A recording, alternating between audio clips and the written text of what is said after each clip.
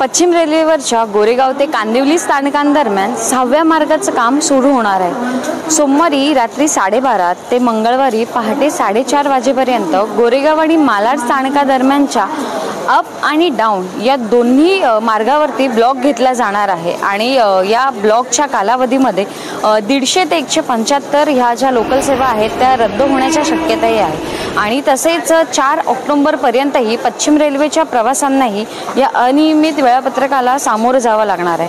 त्यामुळे आपण जाणून घेऊया या लोकलच्या प्रवासादरम्यान नागरिकांना कोणकोणत्या अडचणी येत आहेत।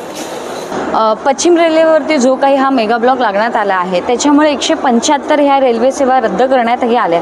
तर या दरम्यान तुम्हाला कोणत्या अडचणींना सामोरे जावं लागेल?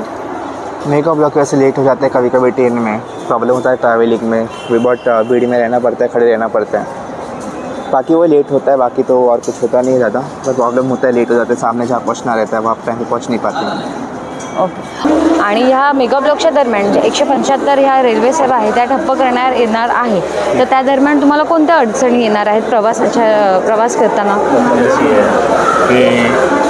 वेळेवर टाईमवर गाडी नाही आणि कुठली टाईमवर न चालल्यामुळे एवढ्या लोकांवर दबाव आला आहे आणि बरेचसे ॲक्सिडेंट होत चालले, तर त्याची नोंद घ्यावी सरकारने आणि जास्तीत जास्त यात्रींना त्रास न व्हावा म्हणून त्याची व्यवस्था करावी। ओके, धन्यवाद। या ब्लॉक दरम्यान लोकांच्या प्रतिक्रियेद्वारे असे समजण्यात आले आहे की अचानक लोकल सेवेचा ब्लॉक वाढल्यामुळे चाकरमान्यांना ऑफिसला पोहोचण्यासाठी उशीर होतोच, परिणामी त्यांचा पुढील प्रवासही खोळंबला जातो। News 18 local, Priyanka Jagtap, Mumbai.